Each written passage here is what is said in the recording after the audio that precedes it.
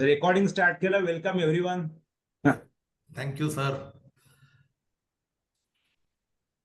Actually बरेच लोक recording तरी पाहतील अशी अपेक्षा आहे मला.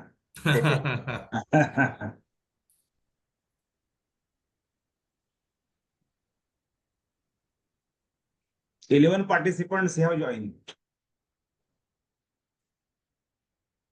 पण इंटरॅक्शन प्रत्येकाने केलं पाहिजे म्हणजे आय थिंक interest सगळ्यांनी काय आहे ते कळेल. कॅमेरा सुरू केले तर सगळ्यांची ओळख होईल. हो हा. हो हो. बऱ्याच जणांची. आनंदराव जॉईन झाले वाटते. नमस्कार. दिसतोय ना? नमस्कार नमस्कार नमस्कार.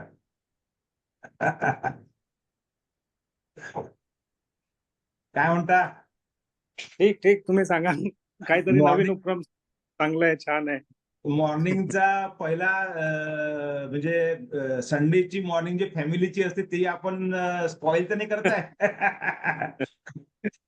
ऍक्च्युली ना आधी इव्हिनिंगचं ठरलं होतं आपलं 9 PM पण सगळ्यांना संध्याकाळी कुठे ना कुठे जायचं असते संडेला.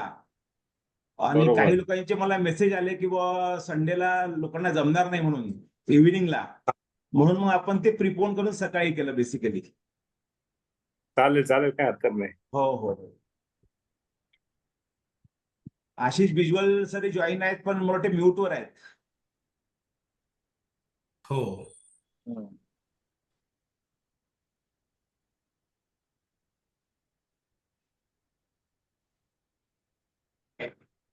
राजेश्वर किती वेळ वाट पाहायची? आता माझ्या मता 11 जण तर झाले. अ? मग 11 जण तर झाले. हो. माझ्या मते आपण एक काय म्हणतात त्याला प्रत्येकाचं काय काय नॉलेज आहे त्या हिशोबाने. आता सगळ्यात मला तर असं वाटतं सगळ्यात कमी नॉलेज मलाच असणार आहे याच्यामध्ये, पण तरी त्या हिशोबाने मग सगळ्यांचे काय ओपिनियन आहे अजिंक्य. माझ्या हा, मते हा. सुरू करावं. अ? माझ्या मते बाकीच्यांचे काय म्हणणे आहे ते पण ऐकून हो. घेऊ. माझ्या मते 4-5 जण अजूनही म्यूट आहेत, हो. त्यांचे ओपिनियन घेऊन माझ्या मते सुरुवात करूया आपण. बरोबर. Okay okay. म्हणजे तेवढा आपला कम्युनिकेशनही वाढेल आणि नंतर Right, मग right. लोक जॉईन करतील तेवढा वेळही मिळेल त्यांना जॉईन करायला. एक्झॅक्टली बरोबर. एक्झॅक्टली. हो. प्रत्येकाचे ओपिनियन कळतील, व्ह्यूज कळतील काय काय आहेत. हो हो हो. We can start with you only. Okay. मी तर सांगितलं की माझे मित्र किंवा कलिग्स म्हणा किंवा आपल्या जातीमधले आता मनीष म्हणा वगैरे हे सगळे जण शेअर मार्केटमध्ये वर्क करतात. हो हो. मी आजपर्यंत म्हणजे कसं मला संपूर्ण नॉलेज नव्हतं, त्यामुळे मी त्याच्यात रिस्क घेतली नाही. बरोबर आहे. आता मध्यंतरी निळूभाऊशी बोललो होतो मी. हो आणि नंतर असं ऐकण्यात आलं की असा शेअर मार्केटिंगचा ग्रुप तयार होतोय. तर हो. आय वॉज व्हेरी हॅपी आणि हो. म्हणून जॉईन केलं आणि म्हटलं काही नॉलेज मिळेल, काही स्टेप्स कळतील आणि आपण सुरुवात करावी तुम्हाला लोकांचे गायडन्स घेऊ. हा हा. नाही आता मला मग जर यू आर लर्नर असं जर डिक्लेअर करत आहेस तर व्हॉट इज युअर एक्सपेक्टेशन? नाही, मी सध्या असं एक्सपेक्ट काहीच करत नाहीये. डॉक्टर साहेब तुम्हाला फ्रँकली सांगतो, फ्रँकली. हा. पहिले शिकूया. म्हणजे असं ध्येय नाही की आपण याच्यातून असं इन्व्हेस्ट करून मग असा गोल गाठायचा, असं काही नाही. हो, पहिले हो. शिकायचं, शिकल्याशिवाय उगाच अपेक्षा करण्यात काय पॉईंट आहे, नाही का? बरोबर आहे बरोबर आहे.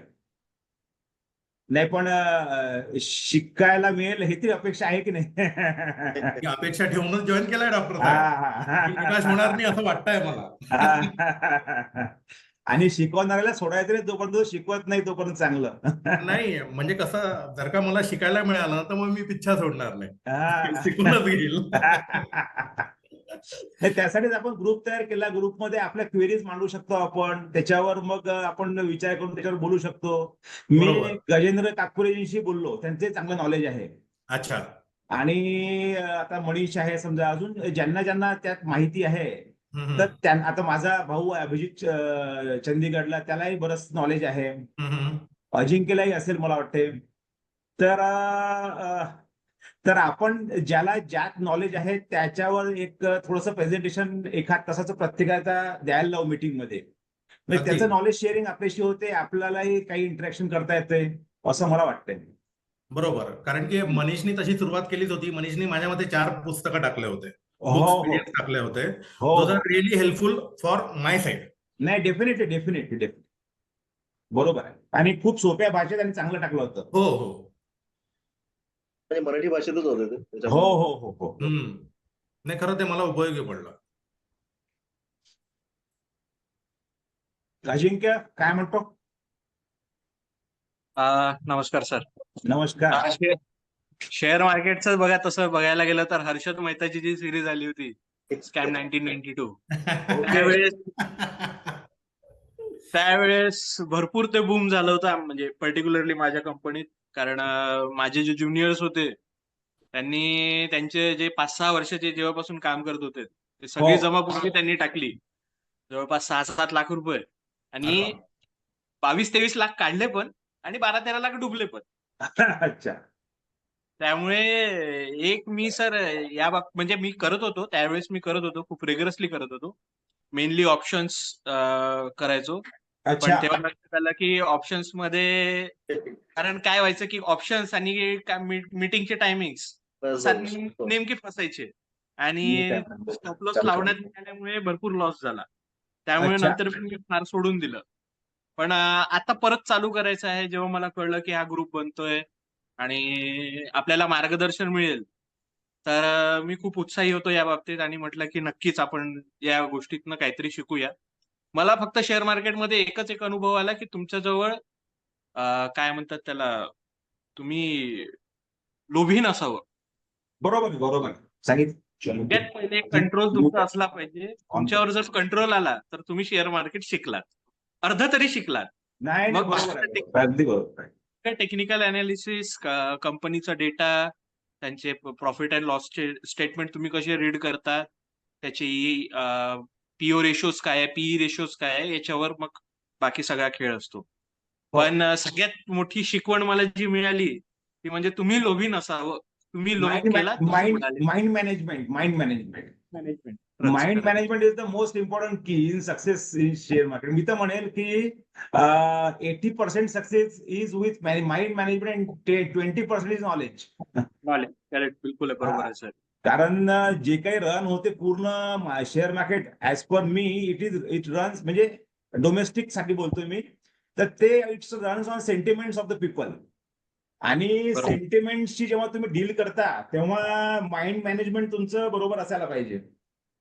तुम्ही जर डिस्टर्ब होणार असाल थोड्या थोड्या गोष्टींमुळे, तर मग तुम्ही लॉस मध्ये जाता. तुम्ही एखादी न्यूज ऐकली, अरे काहीतरी गडबड झाली, मग तुम्ही एकदम विकून टाकता घेतलेले शेअर, किंवा मग एखादा शेअर वाढणार आहे तो घेऊन टाकताय, मग टिप्स घेऊन फसता. तर ह्या गोष्टी बऱ्याच लोकांसोबत घडतात. त्याच्यामुळे ज्या बेसिक गोष्टी आहेत त्या शिकल्याच गेल्या पाहिजे. त्या बेसिक गोष्टी शिकून मग सगळा अभ्यास करून अनालिसिस करून मग तुम्ही एंट्री घेतली तरच तुम्ही सक्सेसफुल होता, असं मला वाटते. नाही नाही नाही, एकदम बरोबर मला बोलतात वाटते सर. डॉक्टर साहेब, मी काही तरी थोडं शेअर करू शकतो. हो हो. ऍक्च्युली मी 2018 पासून थोडं शेअर मार्केटचं सुरू केलं, आणि तेव्हा काय मला एवढं नॉलेज नव्हतं शेअर मार्केट बद्दल.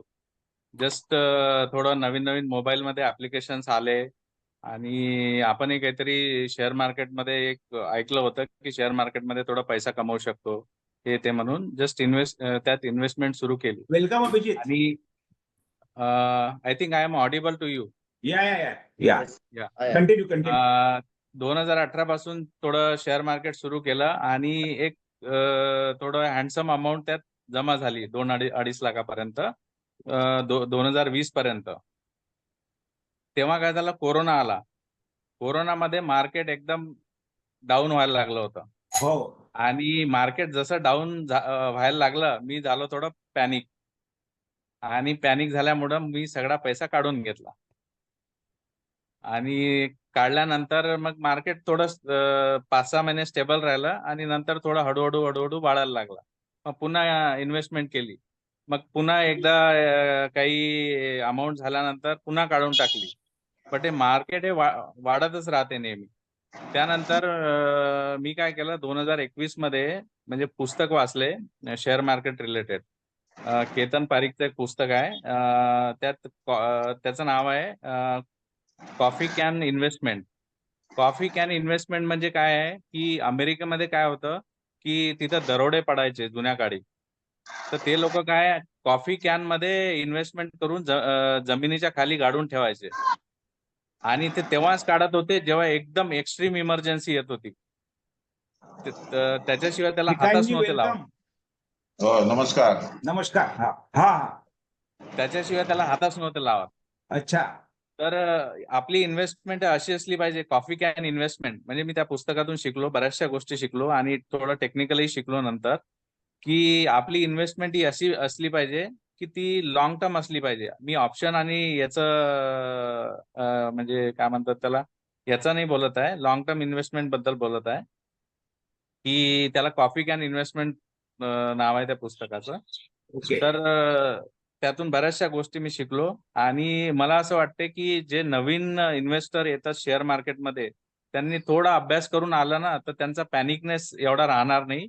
आणि नॉर्मली काय होतं, आपण पैसे लावलेले असतात आणि 5-10% जरी खाली आला ना, नवीन लोकांबद्दल मी बोलत आहो, थोडे पॅनिक होऊन जातात ते, की अरे थोडं काहीतरी गडबड होऊन राहिली म्हणून.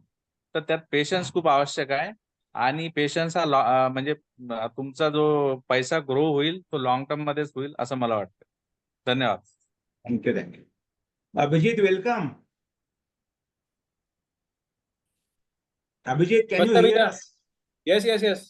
Yes. Introduce yourself. I'm Abhijit Katyarmal from Punjab. हूँ महाराष्ट्र से, लेकिन born and brought up Punjab से हूँ. तो एंड स्टॉक मार्केट में आफ्टर कोविड से थोड़ा बहुत एक्सपीरियंस लिया है. It's more into indices end equities. बाकी I'm more of intraday sort of player. Long term में मेरा इतना इंटरेस्ट नहीं है. I am to cross you on this point. Ki intraday I will not advocate because everyone is not that much free to do intraday. नहीं, intraday और swing चलता है भैया, लेकिन वो 5-5 साल वाला मेरा फंडा नहीं है. मतलब 5 साल लेके बैठो, 3 साल लेके बैठो, ठीक है, फिर उसके लिए रियल एस्टेट है. बराबर है.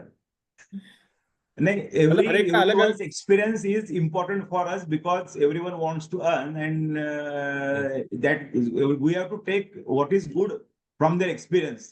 That's true. किस किस का लॉन्ग टर्म का एक्सपीरियंस अच्छा रहेगा, किस किस का स्विंग का अच्छा रहेगा, किसका ऑप्शंस का अच्छा रहेगा, किसका इंट्राडे का अच्छा रहेगा. ये अच्छा है, ये बुरा है, ऐसा कोई नहीं बोलेगा. लेकिन ठीक है, कुछ चीजें जो बेसिक्स है वो शायद हम डिस्कस करेंगे. हाँ, बिल्कुल. मतलब ये इंडेक्स में आना, any how index is not for beginners. वो आप एक बार स्टॉक्स कर चुके हो, उसके बाद आपका झटके खा चुके हो, फिर उसके बाद है. लेकिन आजकल क्या ट्रेंड है कि वो मीम्स चल रहे हैं, इंस्टा चल रहा है, वो आप ऑप्शन लेते हो, पुट लेते हो, खरीद, उसमें पीछे किसी को पता नहीं स्टोरी क्या है. तो दैट इज वो it turns out to be a sort of a gambling. And the main point is stock market is not gambling. ये साइंस है और कैलकुलेशंस हैं. अगर समझ जाते हो तो ठीक है, नहीं तो फिर वो 90% वाली कैटेगरी में आए तो 90% of the people fail in 90 days. They're 90% of the capital. Yes. So, Rajeshwar, I think we should start. Yep. Yeah. There are 15 participants. I welcome all of you. Definitely, I am going to learn from you. I am a student because I have just joined share market 2 years back, and by sharing only we can learn from each other. So, I will share my PPT first.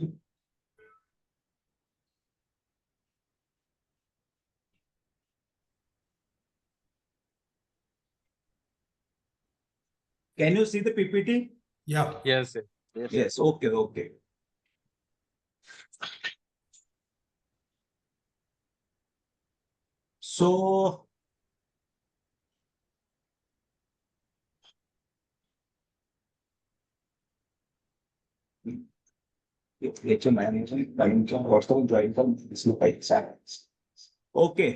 So today's topic is introduction of share market.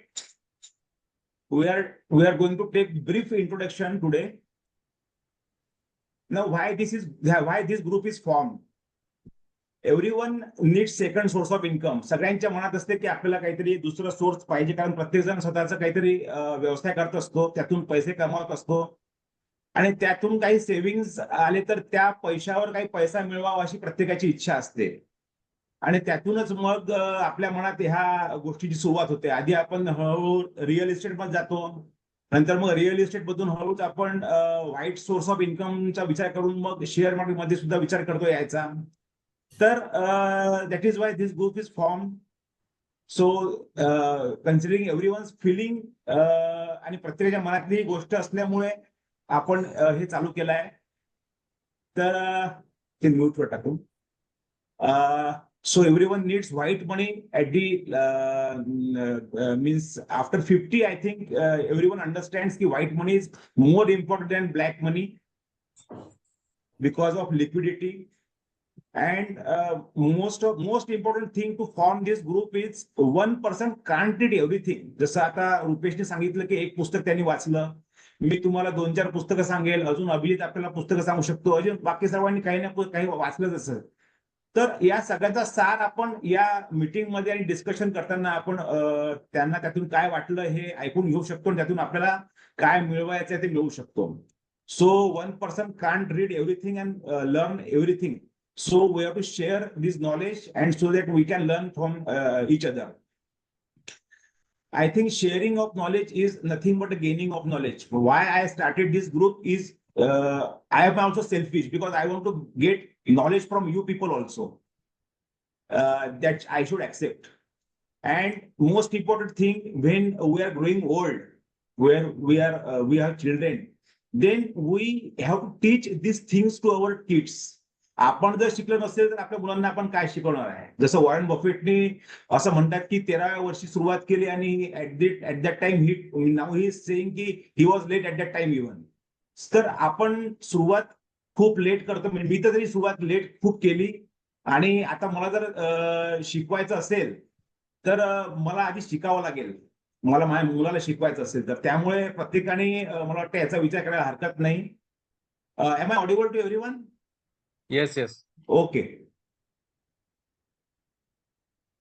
Now, what we need to get success in this business of share market, most important is learning. Everyone will agree with me that learning is most important, because if we do not learn and we start on tips or some half knowledge, then 100% guarantee that you are going to fail.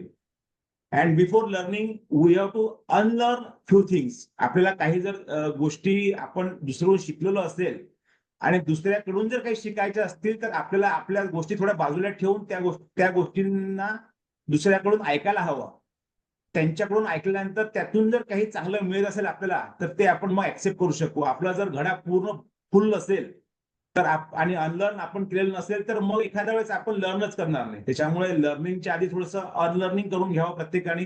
मी सुद्धा करेल आणि मग आपण learn करू शकतो.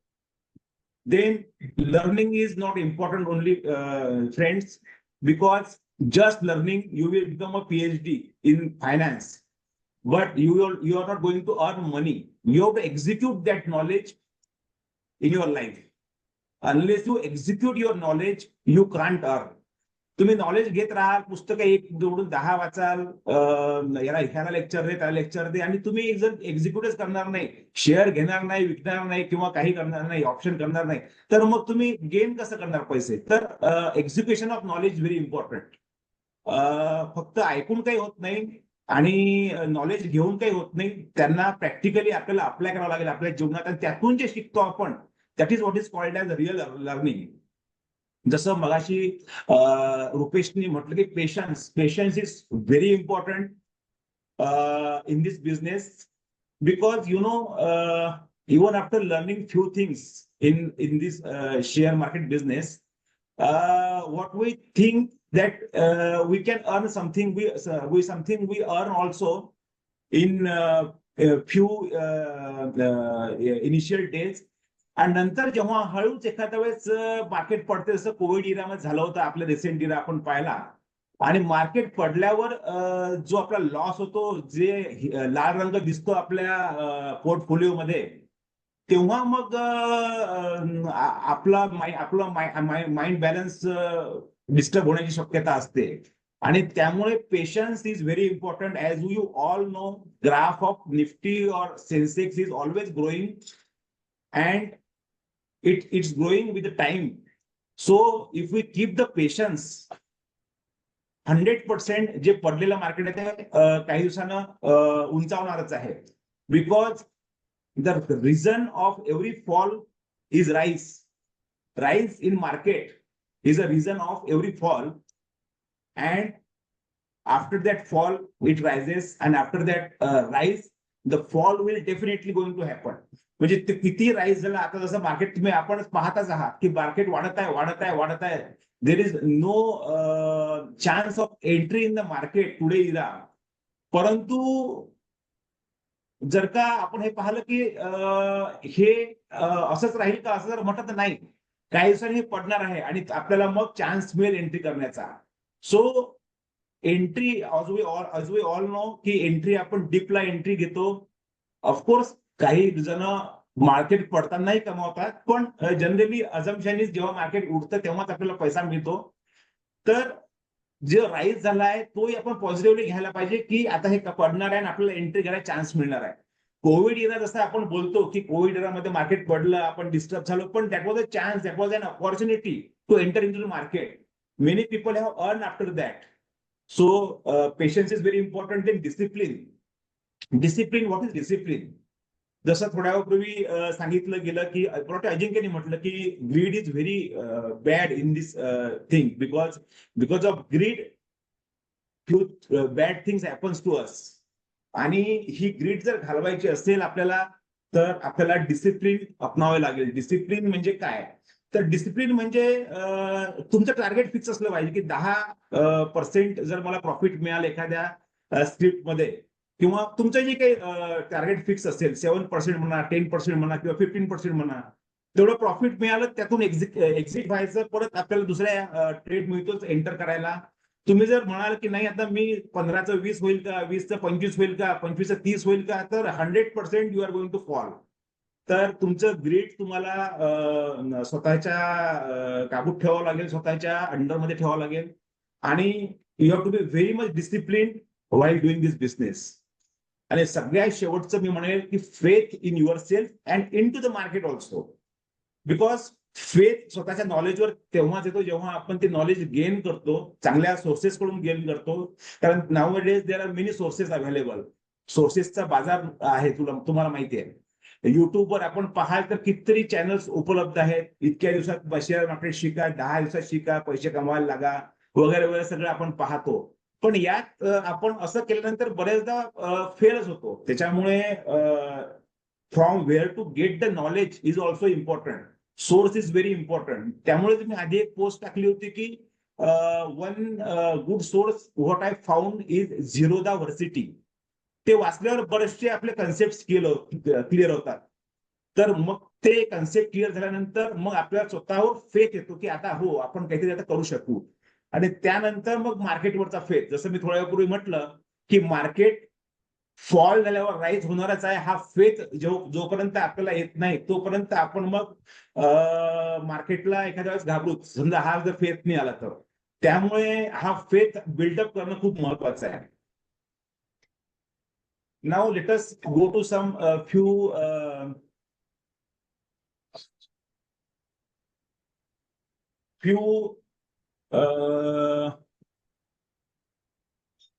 things now. What are the types of investment? Academic things. So first, all we know that is stocks. Second is bonds, much safer. Then mutual funds, real estate. We must have all of us have done this till now. Then ETFs, again safe. Then commodities, few of us are doing. Then options, very good option to earn, but we need to study a lot before entering into it. And also cryptocurrencies and like that, there are few others also. So what I think we should discuss in these meetings is stocks, then mutual funds, ETFs, few things about commodities, and at last we are going to discuss about options. म्हणजे हा सगळा अनुभव आपला गोळा झाला की मग आपण ऑप्शन्सवर बोलू. आणि स्टॉक्स मध्ये ऑफकोर्स फर्स्ट आपण हळूहळू लॉंग टर्म नॉट स्विंग असं आपण पुढे पुढे जात आहोत.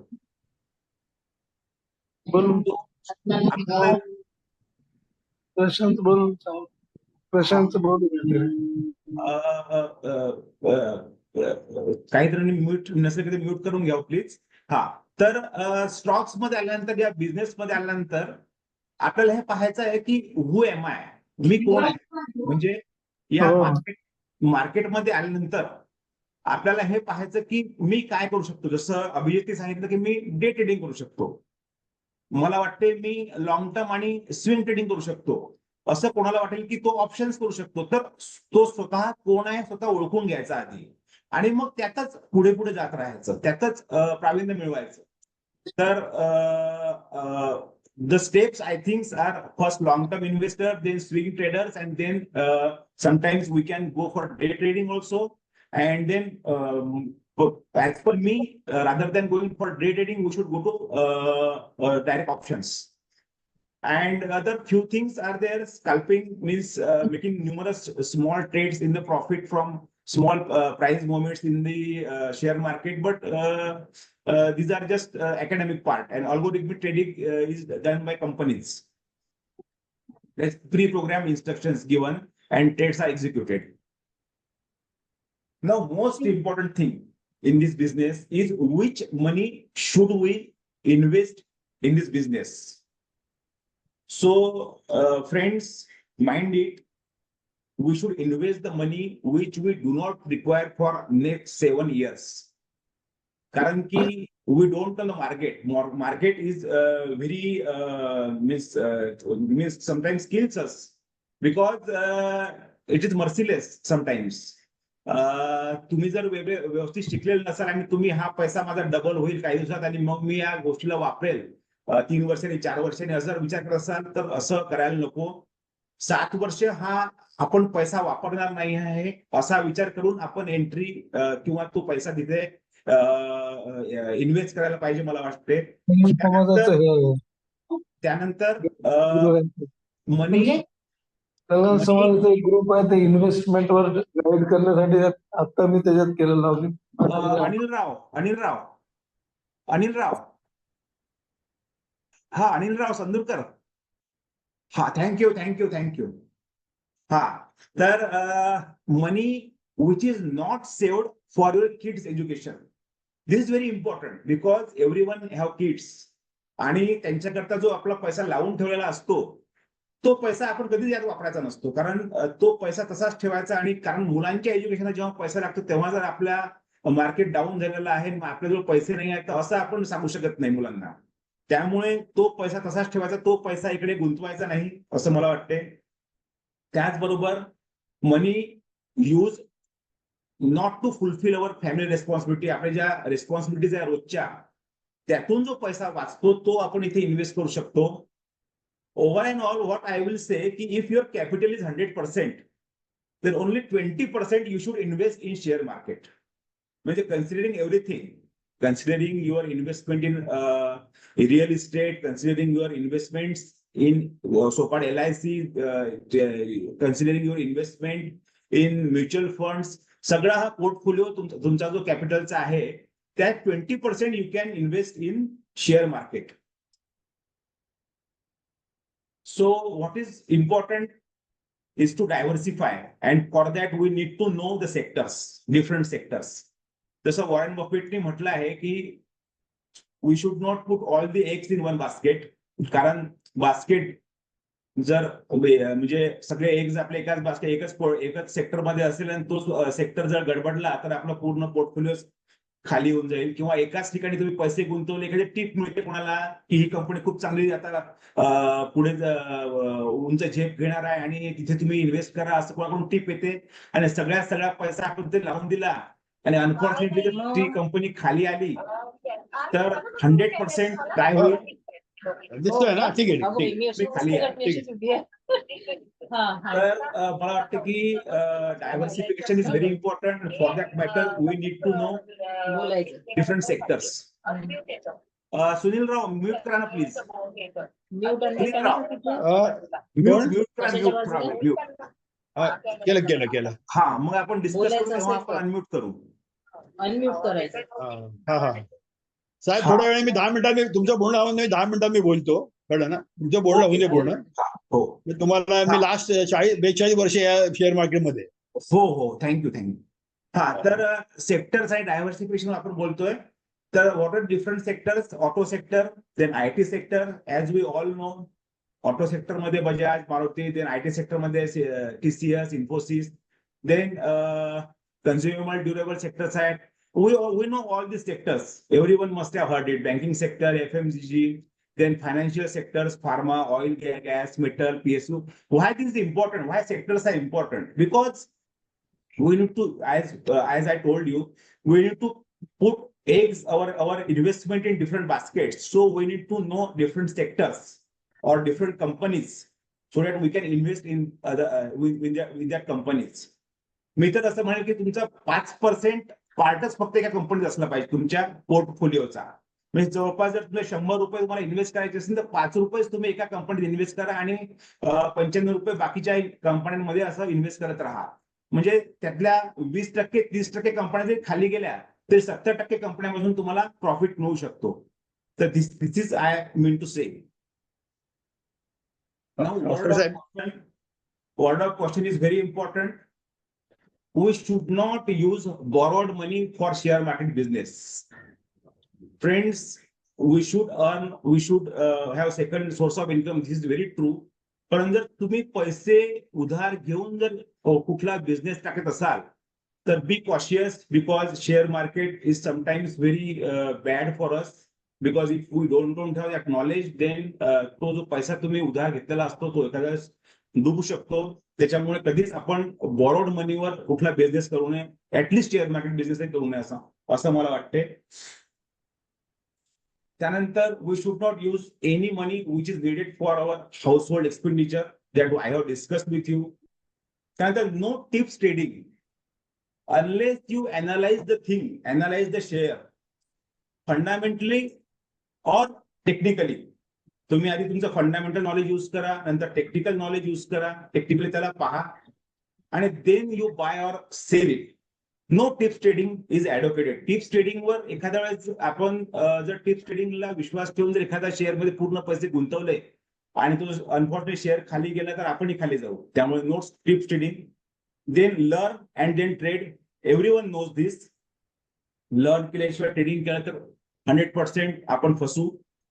And most important, friends, most important is patience. That is, we should always keep cool in any situation because it is a mind business, mind game. Sometimes if you do not keep cool your mind, then if high profit is there, then also we get overconfidence, and if we are in loss, then we go to depression. So this should not happen to us. Now few basic things. This is one of the business. It is not without charges. So brokerage always be there. Then other charges are STT. We all know security transaction charges. That is security transaction tax we need to pay. Then transaction charges we need to give to NSE. Then GST is there, then SEBI charges are there, stamp charges goes to government. Then on the income, we need to pay short-term capital gain or on long-term capital gain tax. Because if we get something, then we have to pay tax. Tax is the thing we can't get away from it. So we need to remember this.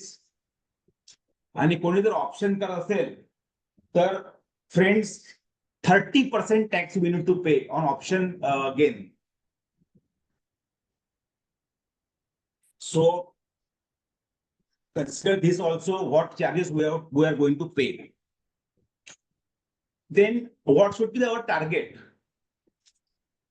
If you are long-term investor, I think if you get 6% in 3 months, that's enough. I think you can make out your margin, what you want, how much you want in 1 year. If 24% in a year, it is very good profit margin. I think मी तर म्हणेल की 18% वर जे काही profit margin तुम्हाला मिळत असेल, that is it is always welcome. Then if we do swing trading, then profit margin is more because inventory time is less. That is rapid turnover means we are rotating our money. जेव्हा आपण आपला मनी जास्त rotate करतो, आपली investment जास्त rotate करतो, तेव्हा आपल्याला जास्त प्रॉफिट मिळतो. And that happens in swing trading because long term इन्व्हेस्टरला जर 3 महिन्यांनी जर तो शेअर प्रॉफिटेड असेल तर स्विंग ट्रेडरला एखाद्या 15 दिवसांनी किंवा 1 महिन्यानी तो शेअर 10% प्रॉफिट देऊन जाईल. त्यामुळे स्विंग ट्रेडर हा बऱ्याचदा प्रॉफिटेबलच असतो. स्विंग ट्रेडिंग हे प्रॉफिटेबल असते लॉंग टर्म इन्व्हेस्टर पेक्षा. आणि as all we know, option trading should be our aim, although it is very risky, but if we learn it, nothing like it, because we get most of the profit, large number of profit from option trading, but at the same time we should always invest our 2 years of learning in share market, and then we should start option trading as per me. Now, what we need to know. Now, what share to buy? It is based on pure fundamental analysis. Then, when to buy? तो share केव्हा घेतला पाहिजे? It's based on technical analysis. We are going to discuss these things by our experts. त्यानंतर, when to sell? After achieving the target of 6%, I will say, in long-term investment. If this target is fixed in 3 months period or 2 months period, then we can enter in another trade. So we should fix our target. If it is fixed, then we will keep discipline our business in our business, and we will not get disturbed by low profit or high profit. Then last is how much to buy. As I told you, not more than 5% capital should be invested in one share. So about 20 shares or 20 stocks should be there in your portfolio, not more than that, because we may not keep an eye on all the shares. So I think how much to buy is, as per me, it is not more than 5% capital in one share. Now, few basic things: in which company we are investing and at what time we are investing, we should know, because for that matter we need to know life cycle of the company. कोणतीही company एक startup म्हणून start होत असते, ती start झाल्यानंतर ती हळूहळू grow होते, मग त्याची रॅपिड फेज ऑफ ग्रोथ तयार होते. रॅपिड फेज नंतर ती मॅच्युअर लेवलला जाते, मॅच्युअर लेवलला ती मग बऱ्याच वेळपर्यंत राहते, आणि हळूहळू त्या कंपनीचा काही सुद्धा डिक्लाइन फेज चालू होतो. जर का त्या कंपनीने रिबर्थ घेतला, rebirth in the form of त्यांनी कुठली सबसिडी तयार केली किंवा त्यांनी नवीन काही इन्व्हेंट केलं, दुसरं काही प्रॉडक्ट तयार केलं, तर अजून ती कंपनी रिबर्थ घेते. So the rapid rebirth is very, I think rapid rebirth part of the company is very important. We can enter in this phase of the company so that we can earn more. Rapid rebirth and rapid growth, both. We can earn more. So, same I have told you, our aim is to enter in rapid growth phase or rebirth phase. General average lifespan of every good company is about 20 years, unless it takes rebirth. So, after 10 years of company, that company reaches to maturity phase. So, at least we should have 7 years investment locked sometimes, because we should not think of taking that money out, because what happens, आपण जर jump करत राहू या कंपनीवर त्या कंपनीवर, त्या कंपनीवर त्या कंपनीवर, तर आपल्याला लॉंग टर्म प्रॉफिट जो मिळायला पाहिजे तो मिळणार नाही. Sir, if you are long-term investor, then 7 years is the locking period, I will say, for you. How share market works? Few things about this thing. We all know, most of you are expert. SEBI is the governing or market regulator, I will say. Then it governs NSE, BSE, that is National Stock Exchange, Bombay Stock Exchange. Then commodity market, that is MCX, is also governed by SEBI. I will say everything. This derivative is also governed by SEBI. Then the subsidiaries, depositories, because depositories like go down. All shares we purchase or we sell, ते सगळे त्या godown मध्ये जमा होतात. That is NSDL or CSDL. आणि other intermediates of these depositories are share brokers, then mutual fund advisors and investment advisors. This is a small diagram how it works. Buyer goes to broker goes to stock exchange. Sorry, it is a wrong spelling mistake. It should be NSE.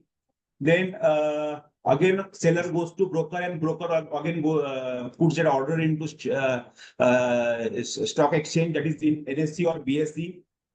Then exchange happen here, share exchange happen here. Then these shares are deposited in depositories. And after T+1 nowadays, it was T+2 in older days. आपल्याला आपल्या त्या demat account मध्ये आपले share आलेले किंवा गेलेले दिसतात. Other DPs are Zerodha and ICICI direct depository participants are these things. This equation is very important. All investors must be knowing this. This T should be raised to the power of this bracket. That is A is equal to P into the bracket 1 plus rate, that is rate of interest or rate of growth. Bracket complete, and T is raised to the power of that bracket. Why this equation is important? A is amount what we want from our investment. P is the principal what we have to invest. And the rate is the rate of growth of our investment or rate of interest, what we can get. And T is the time. Now we will see this equation from other perspective, means from philosophical point of view or other point of view. Means as I told you, who am I? First, we need to know, and in that format, we need to after that, after knowing it, means who am I? Here, then we should apply this equation to us. Now, how I will tell you. The philosophy behind it, if the person is salaried, जर कोणी salaried असेल, त्याचा fix income असेल, त्याला fix amount मिळते, त्यामुळे त्याच्याकडे fix amount invest करायला, that is P. So that P in this that is principal amount is fixed. So if it is fixed, then what he need to increase his amount, that is amount he wants to get. The factors remaining are rate and time. म्हणजे तुमचं P जर fix असेल, principal amount fix आहे, कोणी salaried आहे समजा, त्याचं fix amount तो इन्व्हेस्ट करू शकतो, तर रेट ऑफ इंटरेस्ट और rate of growth of that investment should be more. So he has to take more risk in terms of that, और time duration should be more. In that way also he can earn more.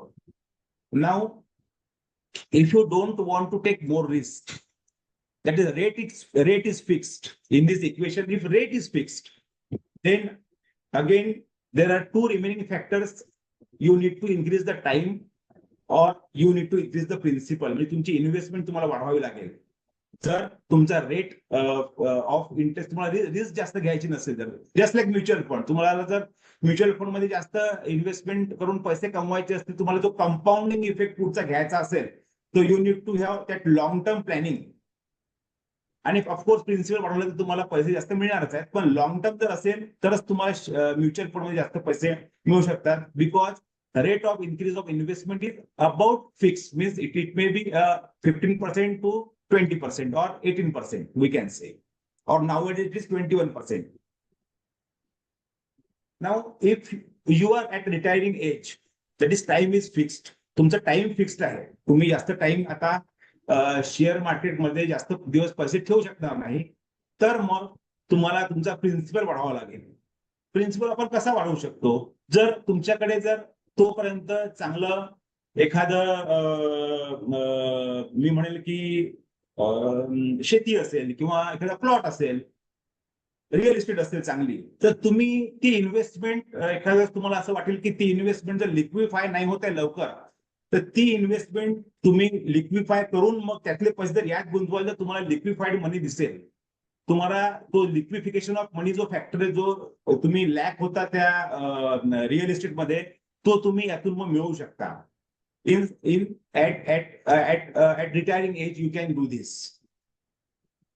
Then this is my last slide. This is a journey of share market or Sensex. It is up to 50K, but now it has reached 70K. You know, my friends, why I told you we should have faith in the market, because you can see this graph from 1998 up to this 2023. It is always in increasing direction. 1000 point पासून 10,000 पासून आता 30,000 झाला, आता 50, आता 70 पर्यंत पोहोचायला लागलाय Sensex. तर it is always increasing. So we should have faith in the market. There are few depressions, there are few bearish moments in this chart. We can see this. There are few scams are there. जसं आपण आधी म्हटलं बोलताना की हर्षद मेहता घोटाळा झाला तेव्हा market down झालं होतं, मध्ये सत्यम घोटाळा झाला तेव्हा मार्केट डाऊन झालं, खाली गेलं, मध्ये कोविड आलं तेव्हा मार्केट डाऊन झालं, आता मध्ये युक्रेनचं वॉर सुरू झालं तेव्हा मार्केट डाऊन झालं. परंतु friends, very basic truth is 100% it is going to rise, because every market which has fall is going to rise. That faith in the market we should have, then only we can invest. जर faith नसेल तसा मार्केटमध्ये आपल्याला, तर मग बरेचदा आपण थोडंसं मनातून घाबरत इन्व्हेस्टमेंट करतो आणि आपलं माइंड ऑलवेज डिस्टर्ब राहते. Thank you so much for patient hearing. Now we can discuss. I will stop this screen sharing. Doctor साहेब नमस्कार. नमस्कार. हा, सुनील सामंत बोलतोय मुंबईवरून. हा, बोला. 1985 पासून शेअर मार्केटमध्ये. हो. तुमच्या नॉलेजचा आम्हाला चांगला फायदा होईल. हा, काय माहिती साहेब, तुम्ही सगळं सांगितलं नाही, सगळं 100% बरोबर आहे. पण डेलिव्हिटी वगैरे आहे ना, सध्या आपण कोणाला आपण सांगूया नको, कारण डेलिव्हिटी मध्ये सक्सेस रेट आहे ना, हा जवळजवळ 2 ते 3% आहे. तर त्याच्यामुळे आपण हे पहिलं इकडं आपण सध्या ते कट करू.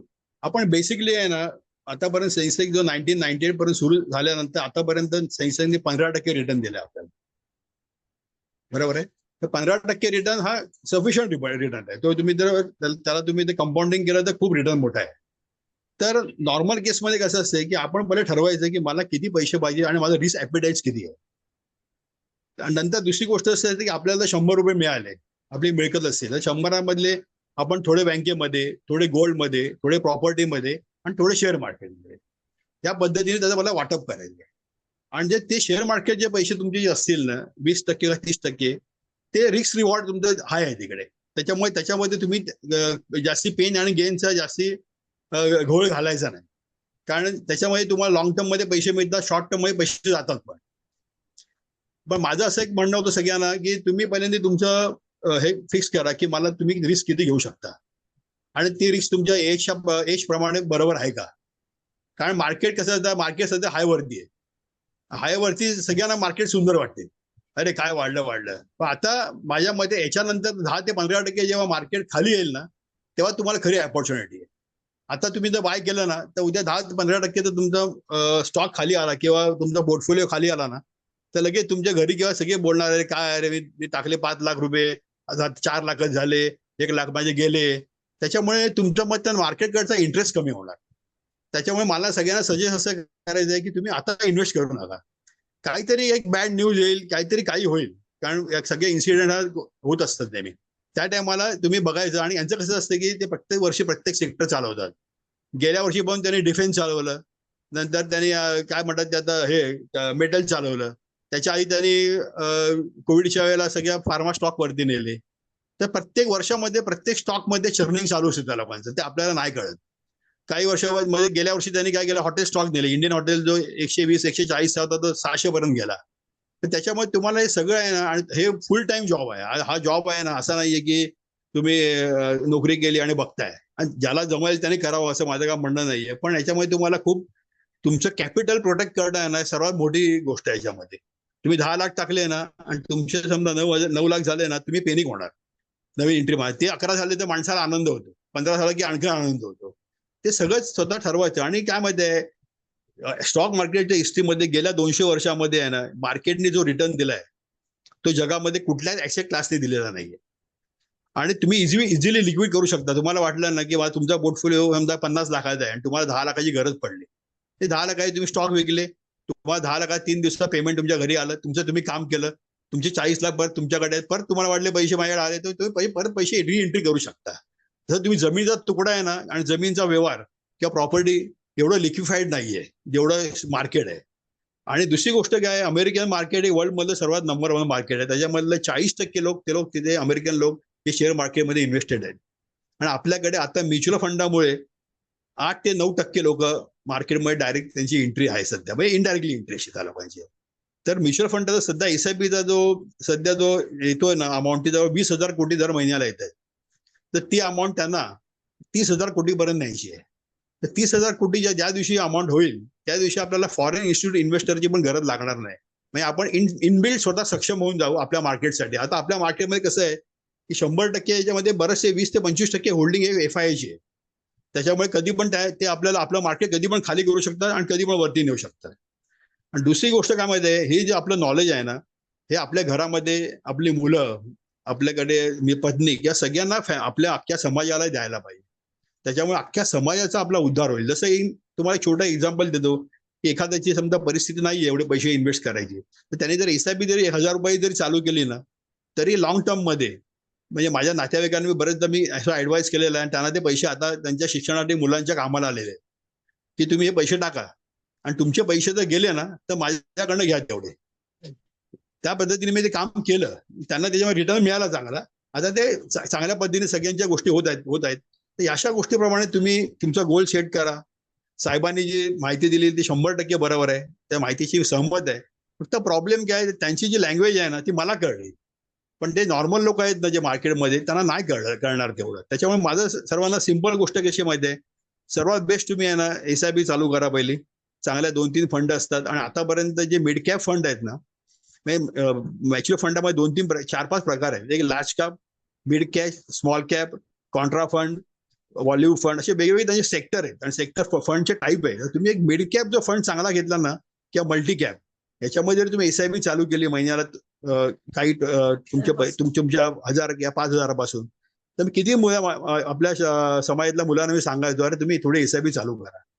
तुम्हाला काय करायचं आहे, तुम्ही डिस्पोजेबल इन्कम कसे करता, हॉटेलमध्ये जाता 5-7 हजार रुपये पटकन खर्च करा. त्याच्याबरोबर माझं म्हणणं नाहीये, तुमचं वय आहे, तुम्ही ते मजा करायला पाहिजे, पण थोडा फ्युचरचा पण विचार करा. हे 5-5 हजार रुपये तुमचे आहेत ना, काही लॉंग टर्म मध्ये मोठी तुमची अमाऊंट तयार होते, कळलं ना. तर ह्या बेसिक गोष्टी ना कसं असते, त्या माणसाला पहिल्यांदा थोडा गेन झाला ना कुठल्या गोष्टीचा, तर माणसाचा इंटरेस्ट वाढतो. आणि पहिल्यांदाच माणसाला समज लॉस झाला ना तर माणूस तिकडनं इंटरेस्ट काढून घेतो. तर माझं एकच म्हणणं आहे की तुम्ही प्रवास छोटा चालू करा, मग आपण मोठ्या प्रवासाकडे जाऊ. आणि तर मध्ये काय तुम्हाला हर्डर येणार, काही गोष्टी मार्केट काय खालीवर मार्केट आहे ना, मार्केटचा अर्थच असा की डाऊन अँड फॉल, म्हणजे वर आणि खाली. हे जसं आपलं भाजी मार्केट कसं असते, बटाटे महाग झाले, स्वस्त झाले. जसं सप्लाय आला ना, सप्लाय जास्ती आला की भाव उतरतो, सप्लाय कमी झाला की भाव चढतो. तसे शेअर मार्केटमध्ये जसे शेअरचा सप्लाय जोरात आला ना की भाव खाली येतो, त्या शेअरला डिमांड आहे त्याचा भाव वाढतो. ही सिंपल लॉजिक आहे याच्यामध्ये, जास्त काय नाही. आपल्या इंडियामध्ये जवळजवळ 10 ते 15 एक चांगले ग्रुप आहेत, तुम्हाला त्याची नावं घेतो. त्याच्या कुठल्याही कंपन्यांमध्ये इन्व्हेस्ट केली ना तर तुम्हाला तुमचं रिस्क तेवढी कमी होते. जसं टाटा ग्रुप आहे, टाटा या सगळ्या कंपन्या गेल्या 2 वर्षात सगळ्या चालतात, कारण काय त्यांनी सगळ्या कंपन्या डेट फ्री करायला ठरवलंय. टाटा या कंपन्यामध्ये टाटा मोटर, टाटा स्टील, त्यांना तर डेट फ्री करायचे आहेत सगळ्या कंपन्या. नवीन ते चंद्रन त्यांचा जो सीईओ आलाय ना, त्याचं ते हे आहे की आम्हाला कंपन्यामध्ये तर कर्ज ठेवायचं नाहीये. जसं काही कंपन्या, रिलायन्स कंपन्या आहे, रिलायन्स हा मोठा ग्रुप आहे, बजाज ग्रुप चांगला आहे, नंतर तुमचा जिंदाल ग्रुप आहे, JSW स्टीलवाले, अशा ज्यांच्या कंपन्यांना त्यांच्यावरती तुम्ही सर्च करा. त्याच्यामध्ये मला चांगली वाटली कंपनी JSW इन्फ्रा, 240चा भाव होता, आता 310चा भाव आहे. म्हणजे उद्याचं तुम्हाला हा वाटतंय कुठला अडाणी पोर्ट वाटतोय माझ्या हिशोबाने. तुम्हाला माहिती म्हणून सांगतो, तुम्हाला माहिती करून घ्या, इन्व्हेस्ट करा, माझं असं म्हणणं नाहीये.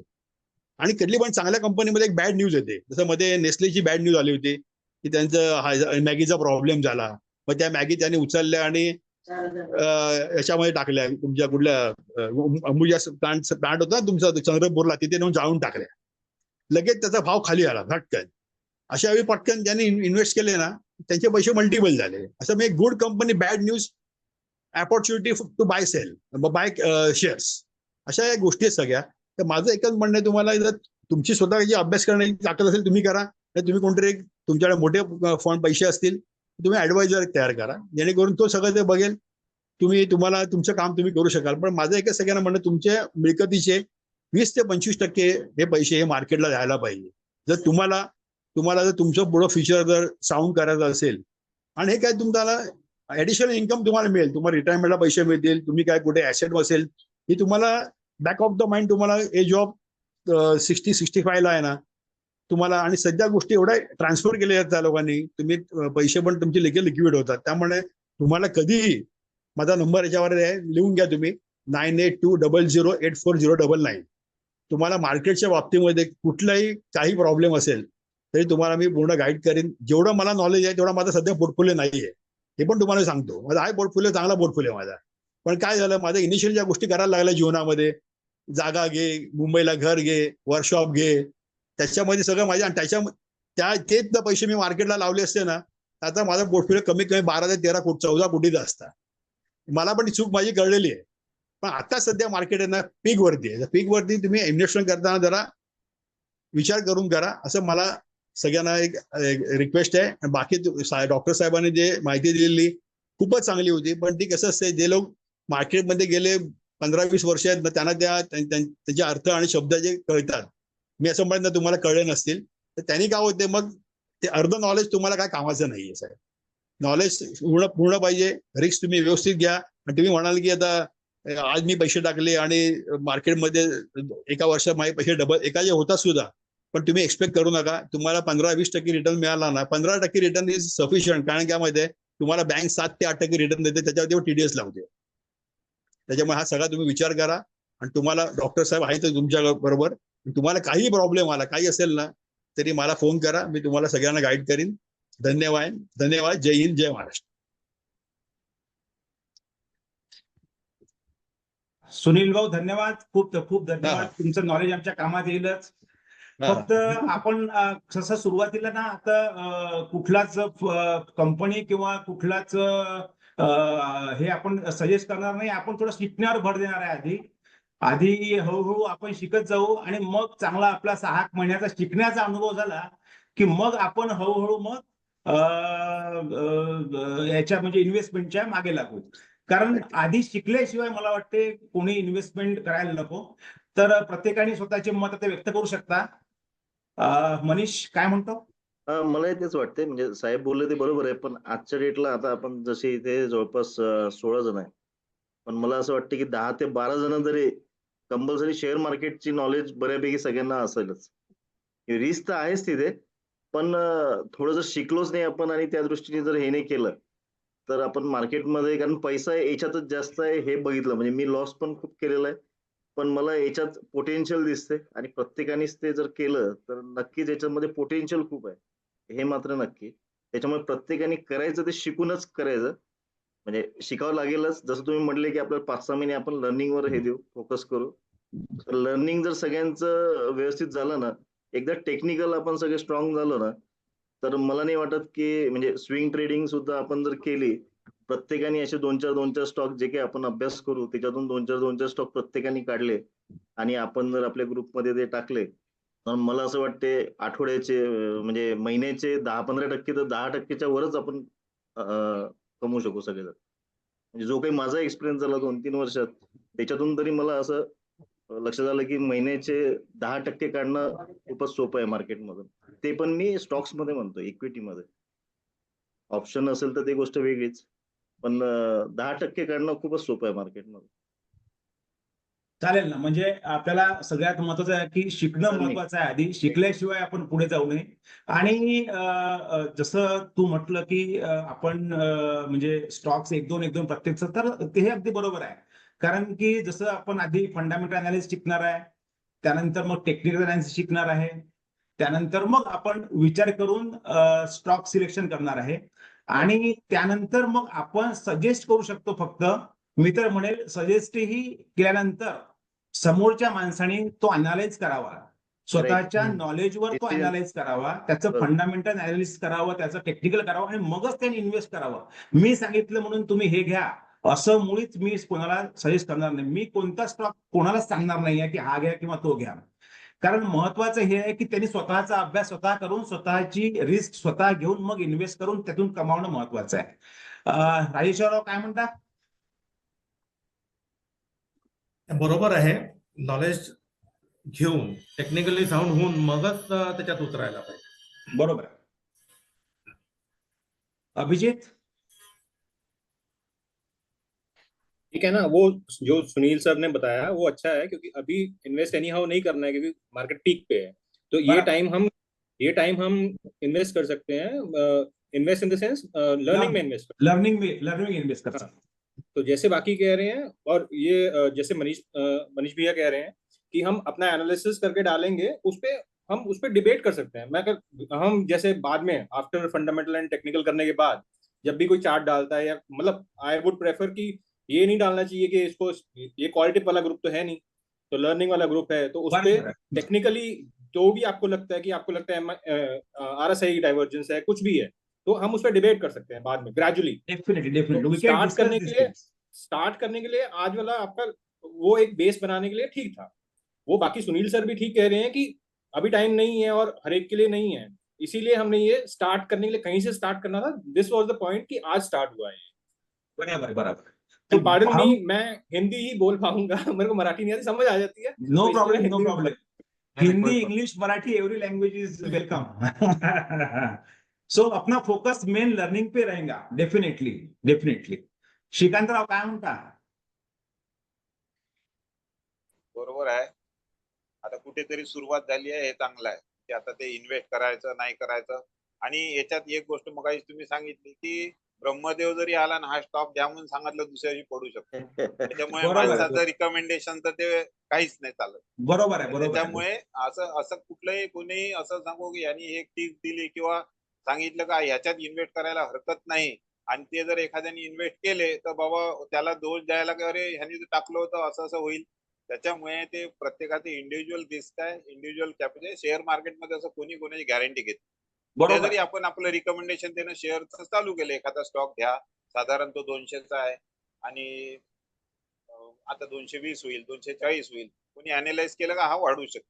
प्रत्येकाने वेगवेगळ्या म्हणजे सेक्टरवर फोकस केला आणि एक जरी स्टॉक काढला तर त्याच्यात म्हणजे रिकमेंडेशन देऊ शकतात, नाही असं नाही. आणि एक माझं असं मत आहे की मार्केटमध्ये कधीही थांबून चालत नाही. मार्केटच्या फ्लो सोबतच चालायला पाहिजे. तुम्ही जर वाट पाहत बसले पडायची, मार्केट पडणार नाही, तुमचा पैसा तिथंच राहील आणि ते मार्केट पुढे निघून जाईल. मग तुम्हाला असं वाटेल अरे मी 55,000 मार्केट होतं तेव्हा इन्व्हेस्ट केले बरं झालं असतं, आता 70,000 झालं, आता 72 झालं, आता 75 झालं, मग मी केव्हा इन्व्हेस्ट करायचे.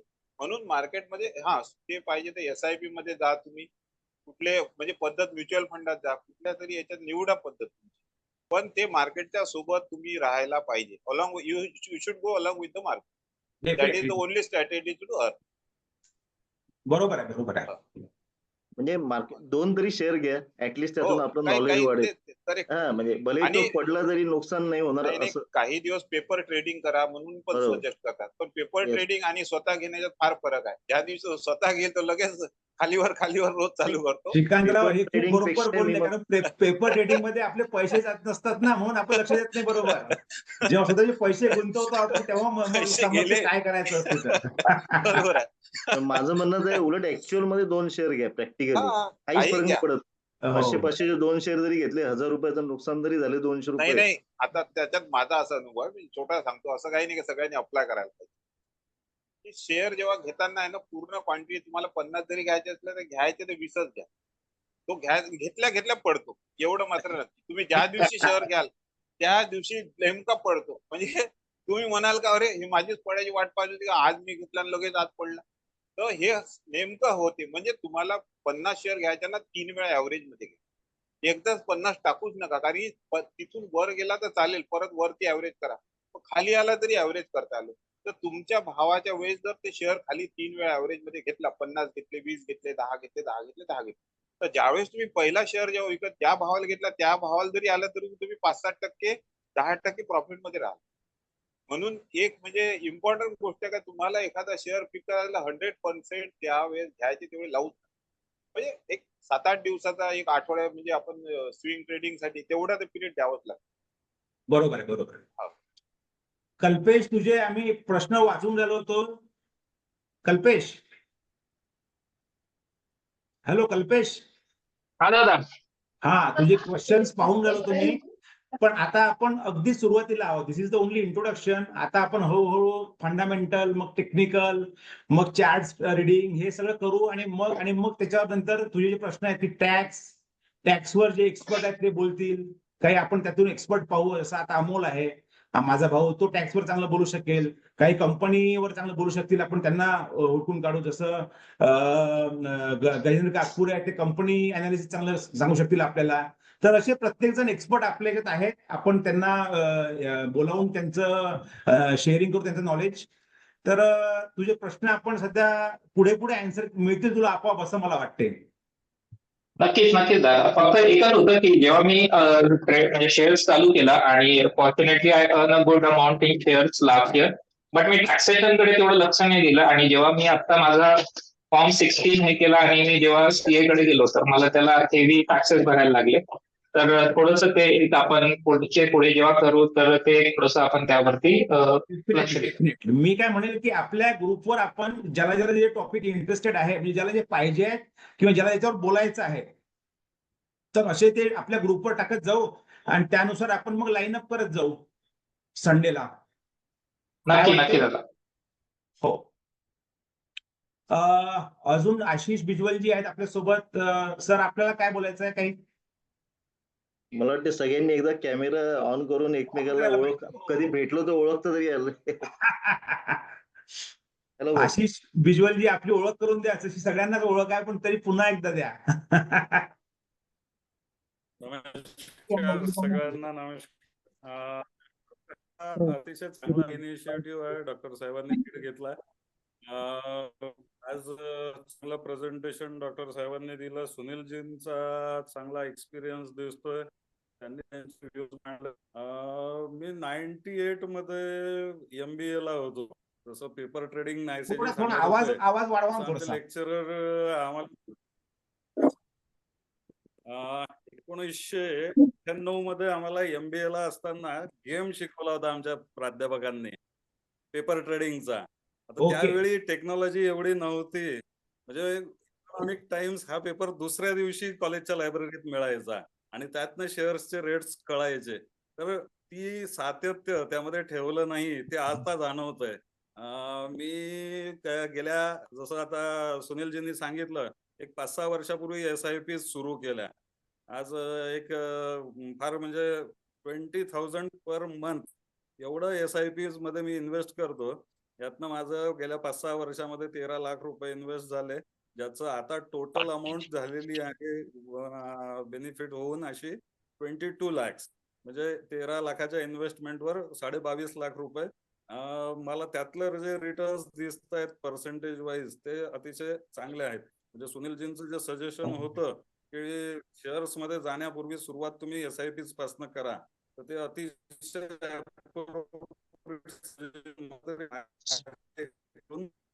टॅली होतंय. त्याच्यामुळे SIP सगळ्यात बेस्ट आहे. लोकांना मध्यम मार्ग असणाऱ्या, फार जास्त इन्कम नसणाऱ्या लोकांसाठी बेस्ट SIPचं ऑप्शन केली तर आपलं कॉन्फिडन्स बिल्डिंग चांगल्या प्रकारे होऊ शकतं.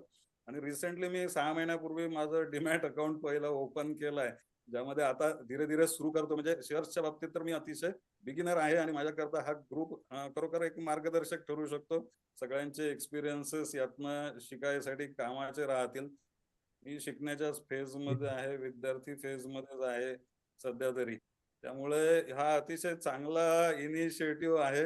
यामध्ये मलाही जे काही एक्सपिरियन्सेस येत राहतील ते मी नेहमी आपल्या सगळ्यांसोबत शेअर करत जाईल. निश्चित ग्रुप फॉर्म करण्यासाठी लीड घेतल्याबद्दल डॉक्टर साहेबांचे पुनश्च एकदा अभिनंदन, आभार, धन्यवाद. थँक्यू. डॉक्टर साहेब जरा 2 मिनिटं माझी मिसेस जरा बोलते, मिसेस 2 मिनिटं द्या. हो. हा. हॅलो, नमस्कार सर्वांना. नमस्कार. हा, तर सर मी माझा एक्सपिरियन्स थोडासा सर्वांसमोर जरा शेअर करते. तर सुनील साहेबांबरोबर मला सुद्धा त्यांच्याबरोबर जवळजवळ 30 वर्ष मी बघतेय आणि मी पण इंटरेस्टेड आहे या सगळ्या याच्यामध्ये. मी मध्यंतरी इंट्राडे वगैरे सगळं ट्रेडिंग केलेलं, पैसे कमवले भरपूर आणि ते पैसे जवळजवळ माझे 4 पट वाढले आणि ते मग मी विड्रॉ केले आता 6 महिन्यापूर्वी माझे शेअर्स मार्केटमधले पैसे इक्विटीचे. आणि विड्रॉ केल्यानंतर मी SWP चालू केली. कशासाठी? तर मी एक लेडीज आहे आणि माझा घर खर्च निघावा यासाठी मी SWP चालू केली आणि माझा घर खर्च ऑलवेज पूर्ण निघतोय त्याच्यामध्ये. आणि 6 महिन्यापूर्वी जे मी 20 लाख जर इन्व्हेस्ट केले असेल तर मला आता 27 लाख प्रॉफिट आहे. कॉंग्रॅच्युलेशन. आणि घर खर्च चालवून माझे पैसे मिळून मला वा वा वा. 60% मी उचलते आणि 3% युनिट माझे तिथेच राहतात म्युच्युअल फंडामध्ये. तर त्याचे माझे 20 चे 27 लाख झाले 6 महिन्यात. कॉंग्रॅच्युलेशन. हा, तर मी म्हणजे खूप मला आवडलं हे सगळं. मग मी मार्केट वाढलं होतं तर मी माझं शेअर्स विकले आणि माझ्या मिस्टरना बोलले की मला एक असा फंड पाहिजे की मी तुम्हाला मागणार नाही पण माझ्या बँकेत मला जमा पाहिजे घर खर्चासाठी. तर त्यांनी ती सोय मला करून दिली. याचा आनंद खूप आहे मला. आणि माझ्या मते असंच बाकी गृहिणी ज्या आहेत आपल्या समाजाचा त्यांनाही हा लाभ जरूर व्हावा आणि असा विचार त्यांनी नक्की करावा असं मला वाटतं सर. बरोबर आहे, बरोबर आहे. Thank you sir. Thank you so much. अजून कोणाची काही व्यक्त करायची? मी थोडं बोलू इच्छितो. हो हो. ऍक्च्युली आता आपला ग्रुप हा लर्निंग साठी सुरू झालेला आहे आणि जवळपास मी पाहतोय 18 लोक आहेत त्यात. तर 18 पैकी जवळपास 10-12 लोक तर रिअल इस्टेट म्हणतो स्टॉक मार्केटमध्ये एक्सपर्ट आहेतच. आणि जे काही लर्निंग साठी आहेत, आता लर्निंगचं काय त्याला एंड नाही आहे. लर्निंग हे चालूच राहील. तर आपला ग्रुपमध्ये हे लर्निंग आता चालू असू द्यायलाच पाहिजे, चालू ठेवायलाच पाहिजे. त्यासोबतच मला असं वाटतं काही ना काही आपण जसं सुनील सरांनी सांगितलं की सेक्टर रोटेशन होत राहते आणि शेअर मार्केट सेक्टर चालवते. तर अशा थोड्या थोड्या टिप्स, स्वतःच्या टिप्स आपण शेअर करू शकतो. ज्यांना घ्यायच्या ते घेतील, ज्यांना नाही घ्यायचं ते नाही घेतील. आणि त्यावर ज्याला काही क्रॉस करायचं असेल, ज्याला काही हे करायचं असेल, सो दॅट लर्निंगही चालू राहील आणि थोडंफार आपण टिप्सही घेत राहू. म्हणजे जे ऑलरेडी इन्व्हेस्ट करत आहे त्यांना थोडीफार मदत होईल असं मला वाटतंय. आहे ना, आपला टेलिग्राम ग्रुपच त्यासाठी आहे. आपण त्यात शेअर करू शकतो आपल्या गोष्टी, काही प्रॉब्लेम नाही. पण आधी लर्निंग करू आपण हळूहळू, मग पुढे जाऊ मला वाटतंय. ददगाळ साहेब.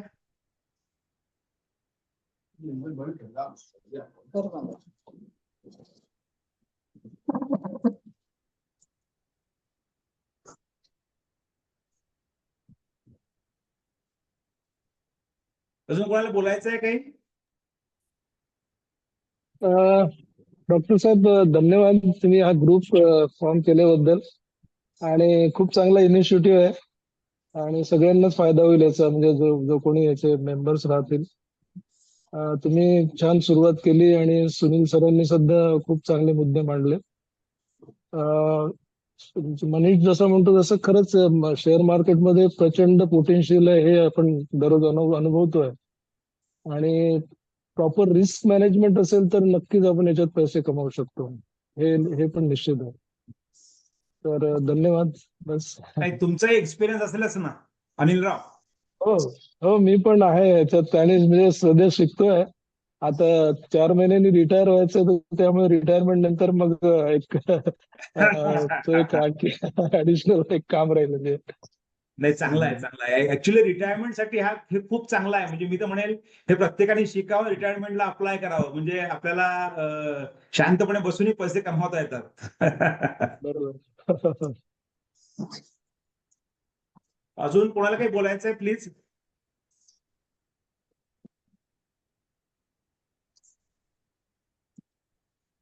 तर मला वाटतं बराच वेळ झालेला आहे आणि जसा आपला हा ग्रुप तयार आहे टेलिग्रामचा, त्यात प्रत्येकाने काय एक्सपेक्टेशन आहे, कशावर आपल्याला शेअरिंग आवश्यक आहे, काय त्यांना अपेक्षा आहे, किंवा कोण कशाबद्दल बोलू शकतं. काही लोक एक्सपर्ट आहेत आपले आहेत, तर ते एखादा लेक्चर आपल्याला देऊ शकतात, चांगलं एक लेक्चर घेऊ शकतात. तर त्यांचा विषय काय आहे हे सुद्धा त्यात शेअर करावं.